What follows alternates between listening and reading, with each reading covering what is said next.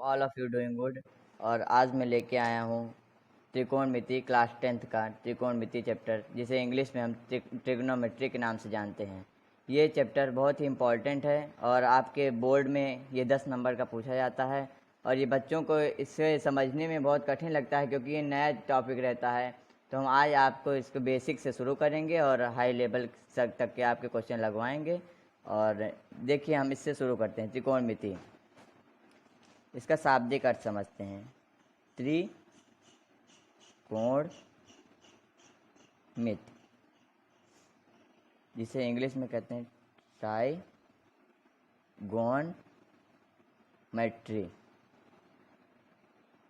देखिए, त्रि का मतलब होता है 3। कोण आप जानते हैं, कोण का मतलब कोण। और मिति मतलब माप। इंग्लिश में ट्री का मतलब 3, गोनो का मतलब एंगल, और मैट्री का मतलब मेजरमेंट।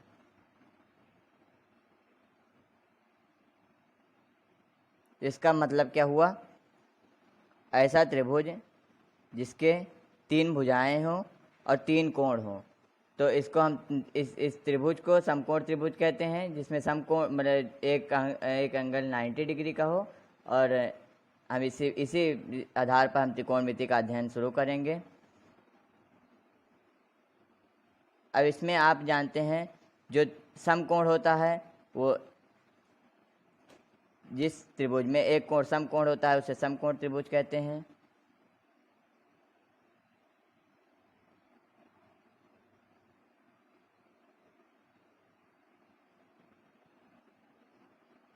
इसे इंग्लिश में राइट एंगल ट्रायंगल कहते हैं। Right angle triangle. तो इसमें देखिए, आप क्या करिए, जैसे आप इसमें एक परिवार का सदस्य होता है, तो उसमें आप एक लोग को मुखिया बनाते हैं। तो इसमें आप एक लोग को जैसे मुखिया बना दीजिए, उसका नाम दीजिए, जैसे थीटा हो गया। आप चाहें तो इसको बना दें या फिर इसको बना दें, जिसको भी बनाना चाहें आप बना सकते हैं। उसके बाद इसका हम नाम दे देते हैं ए, बी और सी। अब देखिए, जो पहले के आर्यभट्ट और गणितज्ञ थे, आर्यभट्ट व रामेर, इन्होंने त्रिकोणमिति के बारे में बहुत सारी जानकारियाँ पहले भी दी थी और ये आजकल बहुत चीज़ों में उपयोग भी हो रही है। तो इसका इसका इन्होंने नाम दिया था। कई कोण थे जिसका इन्होंने नाम दिया था, जैसे साइन, कोसाइन, टेंजेंट,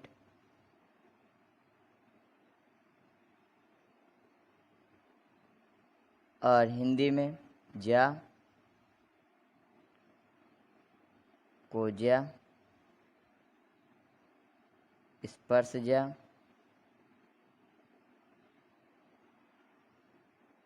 कोटिज्या,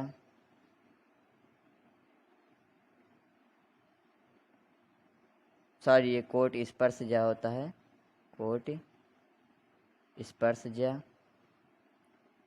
और कोज्या का व्यूज्या, व्यू ज्या ज्या का, और कोज्या का व्यू कोज्या।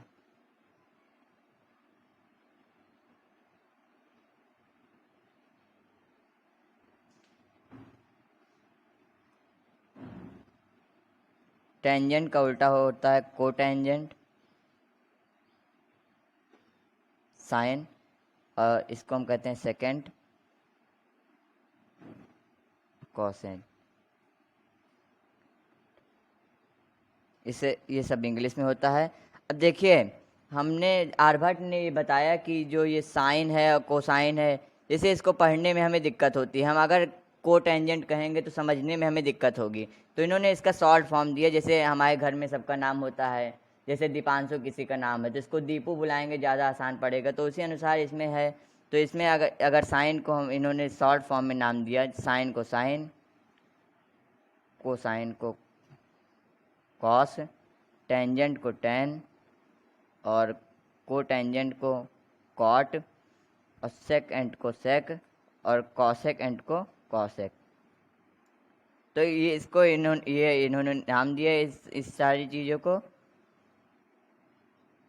और इन्होंने बताया कि इसमें जो साइन होता है वो कॉसेक का उल्टा होता है, कॉस जो होता है वो सेक का उल्टा होता है, और टेन जो होता है वो कॉट का उल्टा होता है। इन्होंने क्या बताया, जो इस त्रिभुज होता है इसमें एक बेस होता है, आधार, एक लंब होता है परपेंडिकुलर,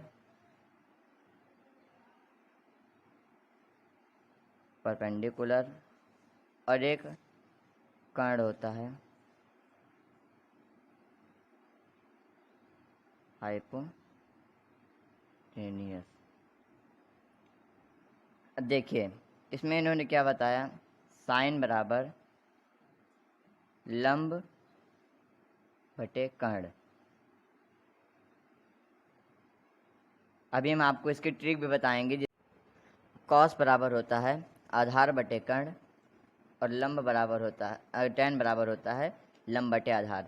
अब देखिए ये टेन का उल्टा क्या होता है, कॉट, तो कॉट बराबर क्या हो जाएगा, आधार बटे लंब। कॉस का उल्टा क्या होता है, सेक, सेक बराबर कर्ण बटे आधार। साइन का उल्टा क्या होता है, कॉसेक बराबर कर्ण बटे लंब। और इंग्लिश में आप यही देख लीजिए, साइन बराबर, हम शॉर्ट फॉर्म में लिख रहे हैं, परपेंडिकुलर अपॉन हाइपोटेनियस। कॉस बराबर बेस अपॉन हाइपोटेनियस। टेन बराबर परपेंडिकुलर अपॉन बेस। कॉसेक बराबर हाइपोटेनियस अपॉन परपेंडिकुलर।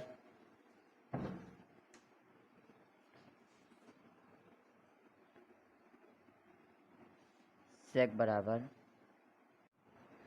और कॉसेक बराबर हाइपोटेनियस अपॉन परपेंडिकुलर। सेक बराबर हाइपोटेनियस अपॉन बेस।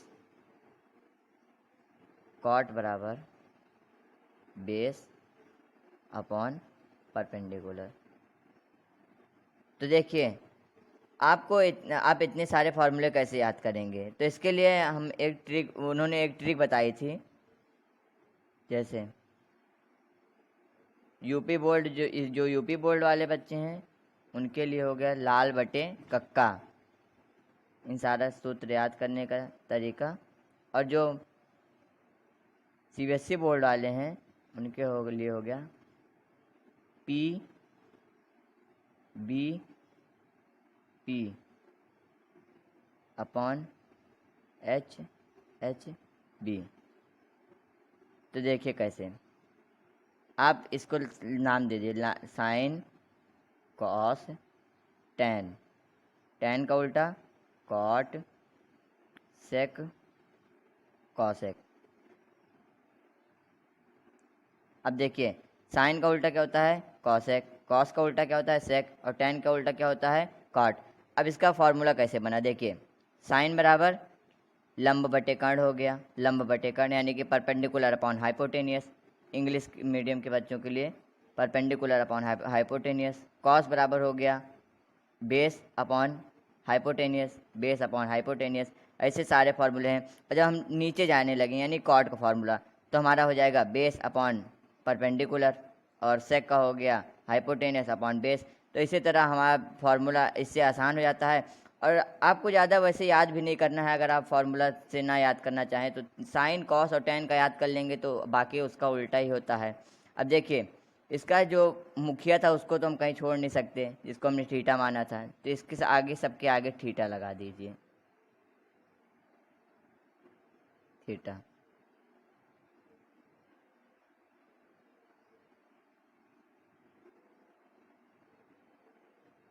थीटा क्या दिखाता है, एंगल का माप दिखाता है, जो एंगल कितना है। अब देखिए आप इसमें सबसे बड़ी कन्फ्यूजन बच्चों कहाँ होती है, देखिए ये ट्रायंगल है आपका ABC, ये आपका परपेंडिकुलर है, ये आपका थीटा है। तो इसमें सबसे बड़ी प्रॉब्लम होती है बच्चों को कि वो पूछते हैं कि लंब किसको माना जाए और आधार किसको माना जाए, यानी कि परपेंडिकुलर किसको माना जाए और बेस किसको माना जाए। क्योंकि आप हाइपोटेनियस तो पहचानते हैं, जो परपेंडिकुलर के सामने वाली साइड रहती है उसे हम हाइपोटेनियस कहते हैं। पर बच्चों कन्फ्यूजन ये होती है बेस किसको माने और परपेंडिकुलर किसको माने, क्योंकि साइन में आप देख सकते हैं कि एक जगह परपेंडिकुलर आया है, कॉस में बेस आया है। अगर आप इस यही उल्टा रख देते हैं तो आपका दोनों आंसर गलत आएगा। तो देखिए जो थीटा से जुड़ा रहता है, एक तो थीटा से आपका एक एंगल जुड़ा, एक साइड जुड़ी रहेगी जो हाइपोटेनियस हो जाती है परपेंडिकुलर के सामने वाली, और जो दूसरी साइड बचती है उसे हम बेस का नाम देते हैं, और बाकी जो एक साइड बची है उसे हम परपेंडिकुलर कह देते हैं, परपेंडिकुलर। अब देखिए, या फिर आप ऐसे भी याद रखते हैं जो आपने थीटा माना है उसके सामने वाला कोण परपेंडिकुलर हो जाता है और जो बचा एक कोण है वो बेस हो जाता है। तो ये बच्चों को बहुत कन्फ्यूजन रहती है। जैसे मान लीजिए हम देते हैं एक क्वेश्चन है, अगर हम यही बेस को 3 मान लें, परपेंडिकुलर 4 मान लें और हाइपोटेनस 5 मान लें, तो अभी हमें, अब मान लीजिए हमें पता नहीं है कि ये परपेंडिकुलर है और ये बेस है, तो बच्चे क्या करते हैं, साइन थीटा निकालना है तो लंब बटे कर्ण चाहिए। अब लंब हमारा कौन सा है, इसमें हमने बताया तो थीटा के सामने वाला, तो इस हिसाब से इसका आंसर हो जाएगा 4/5, तो इसका सही आंसर है। लेकिन बच्चे क्या करते हैं कि जो बेस रहता है उसको परपेंडिकुलर कहीं कहीं मान लेते हैं, तो इसका आंसर निकालते हैं 3/5, जो कि गलत है। तो आपको ये नहीं करना है, और अगर आप इस ऐसे करेंगे तो आपका नंबर कट जाएगा पेपर में और कुछ नहीं पाएंगे। तो और एक चीज़ इसमें देखिए, जैसे 5 क्या है, कर्ण है, कर्ण है। 4 क्या है, परपेंडिकुलर है यानी कि लंब। 3 क्या है, आधार है। अगर आपको ये नहीं पता होता, मान लीजिए हम इस वाले एंगल को थीटा मानते हैं, तब आप कौन सा बेस माने, कौन सा परपेंडिकुलर मानेंगे।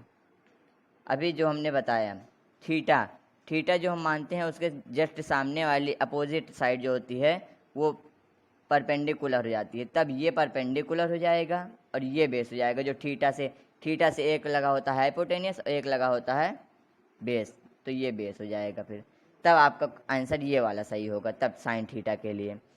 तो ऐसे ही हमने आज बेसिक कवर किया है, और अगले वीडियो में हम आपके लिए लाएंगे इसके एक्सरसाइज, और आपको जिस निश्चित रूप से उससे बहुत सारे लाभ होगा। और thanks for watching and please like share and subscribe my channel.